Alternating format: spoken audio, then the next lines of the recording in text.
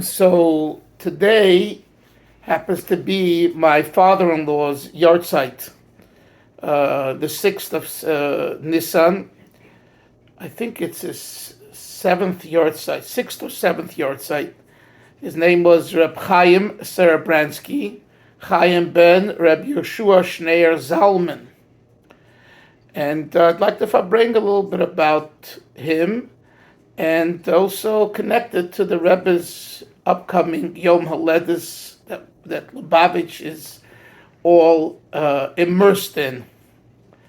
So my father-in-law was born in 1929 in Charkov, where all that destruction happened and is happening. That very same city is where he was born. And in fact, his grandmother lived there from 1905. They lived in the same house from 1905 to 1939 when they had to leave because of the Nazis' onslaught.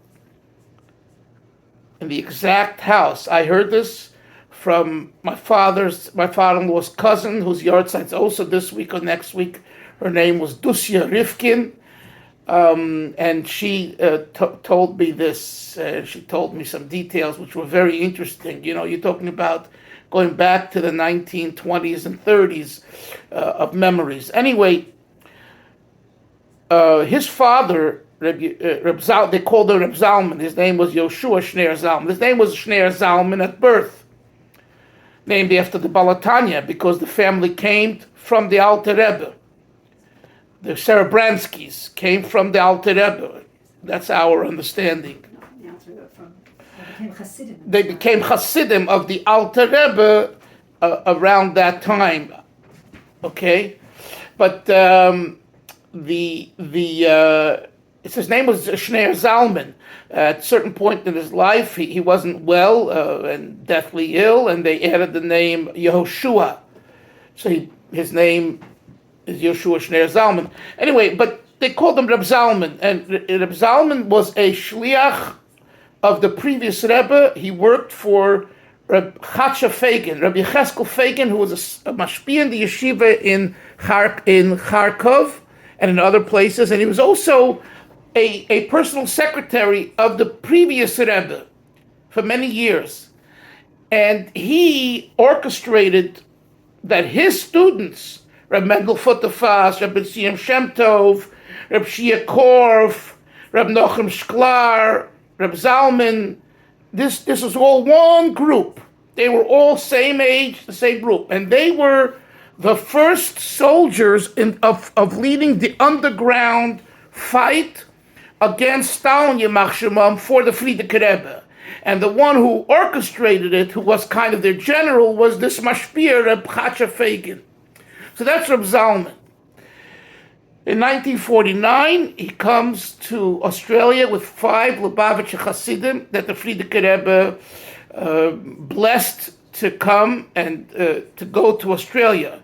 Most went either to Eretz Yisrael, which, to Safria, which became Kfar Chabad, Lud, some went to Lud, and of course to America, some to Canada, but few went to Australia. But these 5 families, the Serebryanskis being one of them, went to Australia, and they established the Chabad community. There was a Jew, Reb Moshe Feiglin, there, who was still a chassid, I think, who came from the time of the Rebbe Marash, so he had Lubavitch lineage, and he needed a shochet and a malamed, so he hired someone, and subsequent to that, these 5 families came. So credit must be given to Moshe Feiglin for reaching out to the previous Rebbe.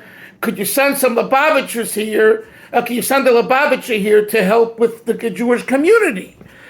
And it's a long story how these other 5, particularly one of them, Rabbi Shmuel Betzal Altois, who saw the letter to another chassid who was going to be the sheikhet, Rabbi Betzal Volshansky, the grandfather of the Rosh Yeshiva in Tzfas of the Lubavitch Yeshiva.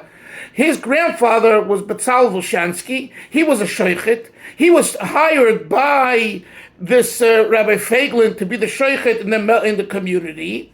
And when the letter came, the Rabbi, this man, Shmuel B'Tzal Alta, saw the letter, and he said, "Wow, he's going to Australia." He opened the letter quietly. He sealed it back, pretending the letter was never opened. And then he told his friends, and he said, "Why don't we go to Australia?" So they said, "It's okay. Well, we have no idea what Australia is." And he wrote to the previous Rebbe, and the Rebbe gave them the bracha. And that's how they even knew about the community in Australia. Anyway, they started in '49, and I don't have to tell you, today it's a very thriving community, not only in Chabad, but there's Adas, there's other Hasidim, and other Litvische, and it's a Yiddish community. My Shver, he was already, he was 29, 30, 49, he was 20 years old. He wasn't a child, he was a grown man. He wanted to join his friends in 770 in 1949, 50, 51, and the Rebbe didn't let him.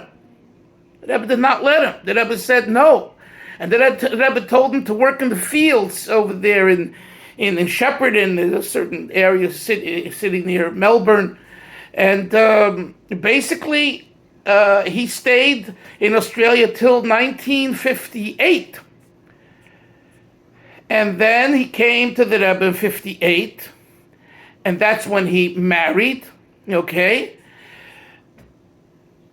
His father, there's a video that Reb Zalman made for he was a very, the Russian Jews don't talk generally much, they're very private, and also, because of Stalin, everything had to be kept secret, so. And he also was a pnimi, a very inner, deep type of a person. So, but at the end of his life, the family had arranged for him to tell the story of his life for the sake of the grandchildren of future generations. So he cooperated. So on that video that I have, he says that my oldest son, my father-in-law, was my right-hand man.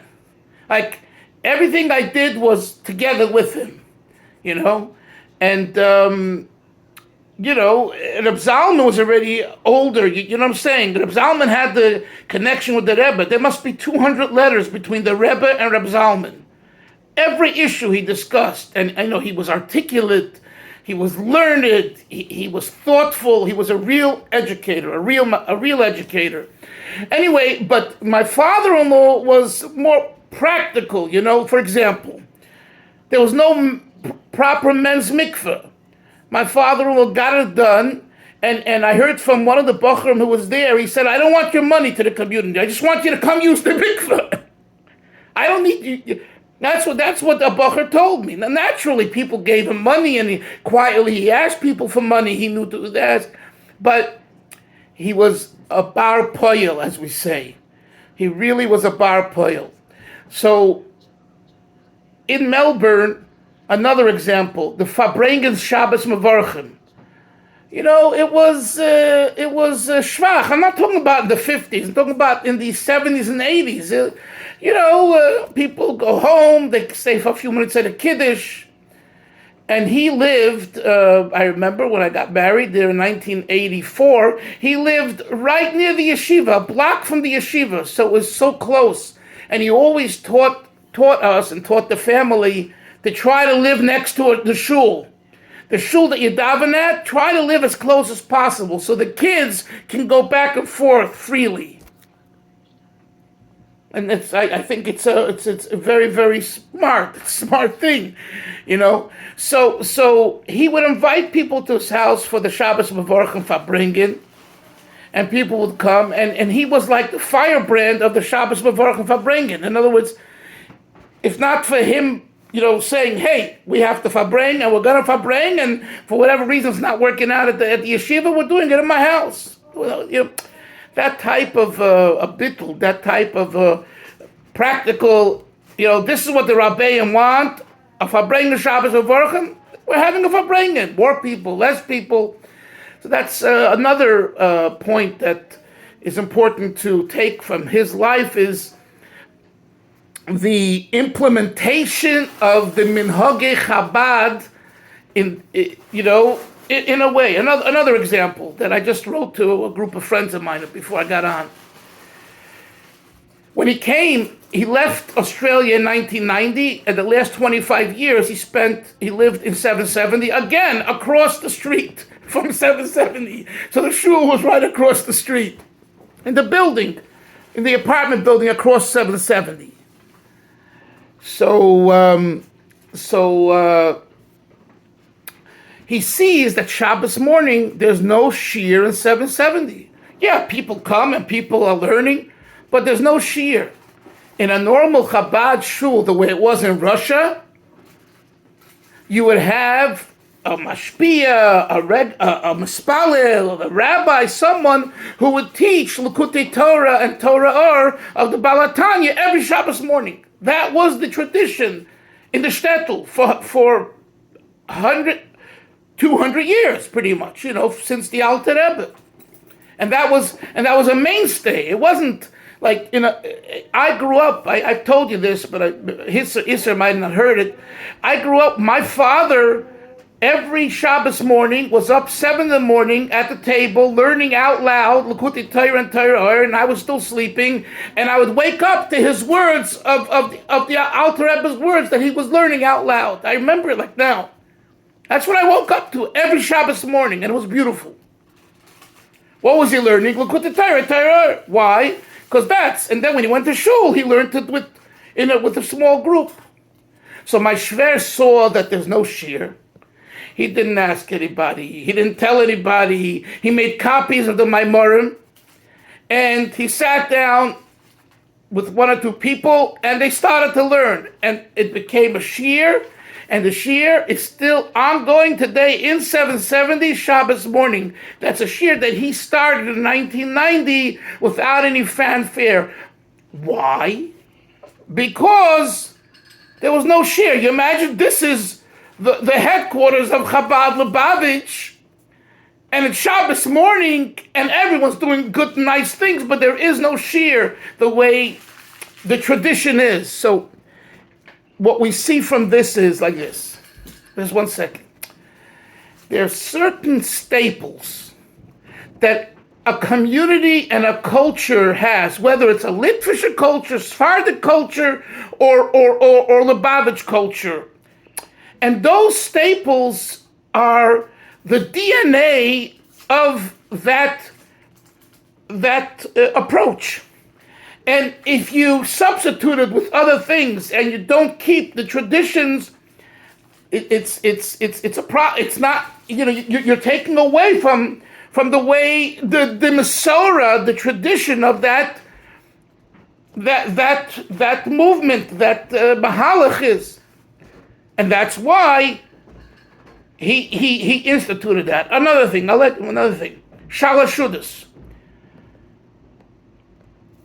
The Rebbe spoke about that Rashab didn't wash. Now, for Shalosh Shudas, he just ate something, said Torah.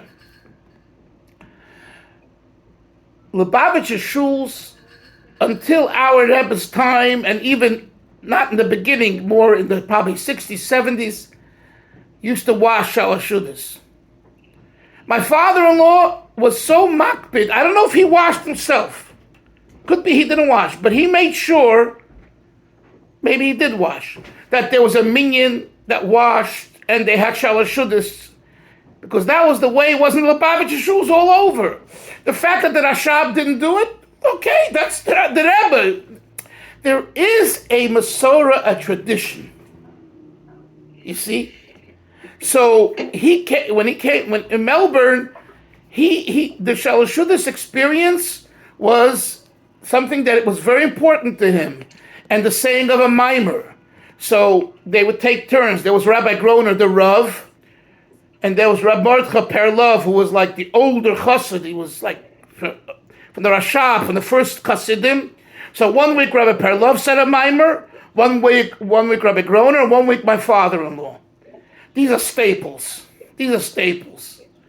Yeah. Let me first take Hillel. Did you want to say something, or you? You just Yes, while you were talking about Likutei Torah and Torah Or, I just thought I might suggest that I'd enjoy doing some more from that in our Chabura. okay? I hear you, and I'm going to think about how to do it. Thank you, Moshe. Okay. I just want to ask, in Charkov, did your father-in-law ever talk about Shalashudas there in the Lubavitcher shul? I can't say clearly. I remember him talking about, but it's not even a question that there was shalosh shul. It's not even a question by me in the Charkov shul. First of all, the shul. Let me tell you, the shul was the main shul, and it was it was an Ashkenaz shul. It wasn't. I don't think it was a Hasidic. In the shul, there was a minyan in one of the rooms called the Hasidic minyan. It was called the Spitz minyan, the Lubavitch minyan. Had different names at different times. So the shul had shalashudas. And I would think that even the Lubavitcher shul had shalashudas. I would put my money on it. Because we know that the question as a non. Well, one second. What? Yeah. I was just going to say, I mean, we know amongst other Chassidim, most other Chassidim, that they're makbid usually. Absolutely. But we know that today, we've spoken about this before in this year, but my question, and this is just, I'm asking, and I don't want to get us off topic, but my question is just simply, at what point did the main... Right. I told you, I anticipated the question. I said, I believe in the 1970s. Until the Rebbe, or maybe even the Rebbe spoke a Sichas printed in volume 22 of the Likutei Sichas, Parsa B'Shalach. If you really want to know about this topic, you need to learn that Sicha to at least see what, it's based on two Zohars, contradictory Zohars. But until then, as far as I know, Lubavitchers washed. Is that clear enough? Yeah. I think that answers your question, no?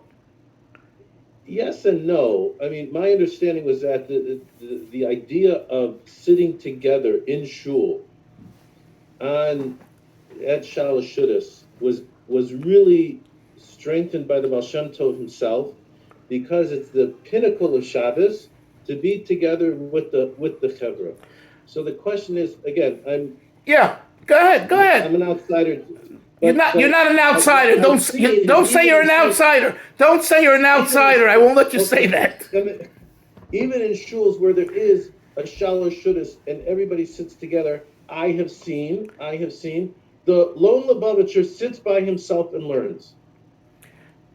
Maybe he's learning Chassidus, I don't know, but to not be part of the group, I don't understand. I don't understand it either. It shouldn't be done that way. They should be sitting at the table, even if they didn't wash, and to participate.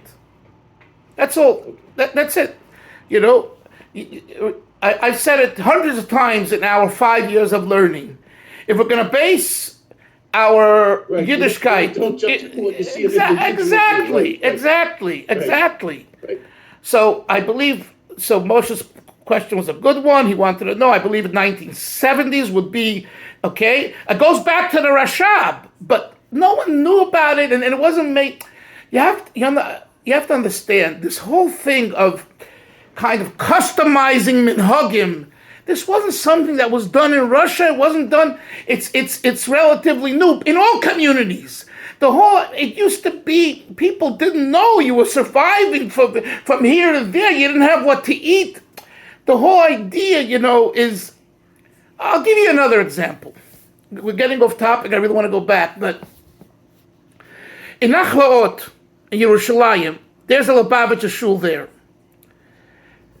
The people who put together that shul were great-grandchildren of one of the Tzemach Tzedek's aides, his assistants. Reb Chaim Ber was his name. Chaim Ber. Family name is Reichman. Now, on Shavuos, the minhag Chabad today is not to say Akdomas Milin. You know that, right? Akdomas Milin, that you read in between each Aliyah on Shavuos. In a Chabad shul, you won't have that. That's not done. In this, the first Ali, I think, in Rove Kehilas. right, Before the plane. right. In this shul, in Nachlaot, they do it. Why? Because they say, we come from Reb Chaim Ber. And during Chaim Ber's time in the Tzemach Tzedek in Lubavitch, they did do Akdamas Milin. And we're not changing. That's our Messiah. In Lubavitch with the Rashab, they didn't do it. They don't, that's his business. We go back to the Tzemach Tzedek. Okay.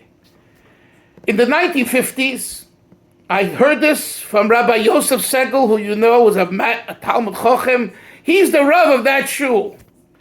Rabbi Yosef Segel of Yerushalayim, he walks every Shabbos to Nachlaot because he's the official Rav that they appointed. Anyway, appointed, like he's getting a big salary, whatever, you know. Anyway, so he told me that in the 1950s, a group of younger Yerushalmis who became Lubavitch, you know, and they started to follow in the Rebbe's Lubavitch and in the new, you know, the 1950s, they were very upset and they came to the shul and they demanded that they shouldn't say Akdamas Milin on Shavuos. And there was a fist fight. And guess who won? The Reichmans.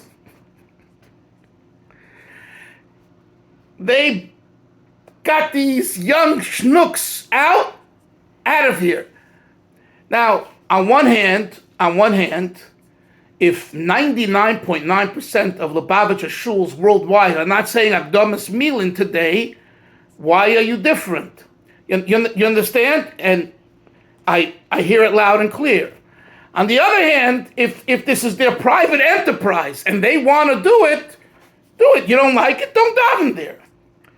Or I'm sharing this to show you that the Masorah that people have is a very important issue, and if someone is able and wanting to keep a Masorah, he'll keep a Masorah even in face that everyone else doesn't keep the Masorah. And I'm not saying that's the way it should be done today. I would say it shouldn't be done that way, because if you're a Lubavitcher today following the Lubavitcher Rebbe and the Minhagei Chabad today, you follow what we do today.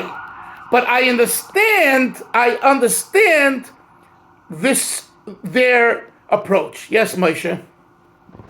I just was curious, which shul is this in Nachlaot? Because I forget the name. It's a little one. You gotta walk the little alleys and streets. okay, I forget. and it's been in existence for a long time. Oh, since the 1940s or 50s. The one who started it was a Segel.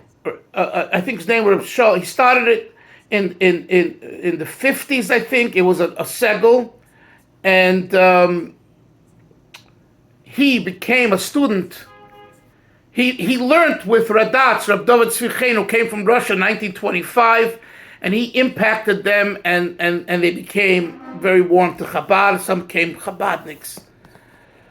I've davened there quite a few times. It's a very small shul, old, decrepit, but they own that property. It's Hegdish. Yes, have you davened there, Hillel? Yeah, I think it's not exactly in what I think of as Nachlaot. It's in the area around the Merkaz Ha'ir, no. Well, there's a Lubavitch shul there in that area that I've davened in. This is in Nachlaot. I think. Do you know where Bate Rand is? The Rand shul? Yeah. Yeah. Mm-hmm. Yeah. So it's nearby. So is that the same area you're talking about? I'm not exactly sure. Okay, whatever. there's many shuls there, quaint shuls. Rabbi Zalman Meltzer used to daven there. Rabbi Levine. There's a lot of. If you haven't checked it out for yourself, I mean, it's a good Chalamoy trip. Take your family there. There's a lot of history there. There's some Assyrian shul. There's a lot of history over there. Anyway, okay, let's go back. So Can I yeah, just interject something? yes. This topic to me is fascinating in terms of minhagim, evolution of minhagim, both on a communal level, but also in an individual. It's something I spoke to the Rebbe at Eish Kodesh about. Like, what are the gedarim? What are the limits in terms of adhering to a Masorah, but also keeping your avoda fresh, keeping it new, keeping it like every day you have something, like it's not supposed to be a routine. And how do we do that within the gedarim of adhering to a Masorah? So it's a fascinating thing that I've seen myself. Just to give an example, in Boston, in New York, the Boston minhag is we say v'yitin lecha et malava malka. I happened to be in Borough Park, and the Rebbe sat down with the Chassidim after Mariv Motzi Shabbos, and he was saying v'yitin lecha together after Mariv. And I asked him, what's going on here? And he said he was concerned that people weren't saying it, so he decided he's going to sit down together with them after Mariv, and we're all going to do it together. Okay, you see? It's a fascinating topic to see the role of minhagim and Masorah and avoda. Yeah, it is a fascinating thing. I agree with you. I'm also fascinated by it. And I relate very much to what you said now. I have been saying the same thing with Krishma Shalamita. I happen to, at night I fall asleep. I'm up from 3 a.m. I can get up early, But at night I fall asleep. I just fall asleep. So what do we do, Krishma Shalamita? You know what I do many times? Last night, right after Myrav ended, I stayed there and I said Krishma Shalamita because I want to say Krishma Shalamita. And if I come home, usually, many times, I don't make it. So is that really, that's not, you should be doing Krishma Shalamita right before you're ready to go to sleep. So I can relate to what the Rebbe is saying. By the way, what did the Rav say? The Rebbe say to you? Did he have an answer or? So at Eish Kodesh, what he said to me is, you can absolutely do something different, something new, as long as it's not changing a fundamental. Okay. Now he didn't define what's a fundamental. But he said, but it was understood. So I gave him the example of davening from a different siddur every once in a while to change things up. Just to see different nusachim and things like that. Wait. You mean davening a tefillah from a different nusach with different, and actually changing the nusach for a tefillah? Is that what you're saying? I'm not changing. No. I'm saying. I'm asking you. So. Yeah. So. Well, that has halachic. That has halachic issues. Not changing from Nusach Sfard to Nusach Ashkenaz, Nusach Teman, but within Nusach Sfard you have a word different here, a phrase different here, and you'll see between a Breslov Siddur and a standard Nusach Sfard Siddur, and different Siddurim have slightly different Nusachot. I'm not saying switching between Ashkenaz and Sfard and Teman or Mizrach Edut. Right. But within Nusach Sfard, you can see, or there are some that are printed with Kavanot. So that's.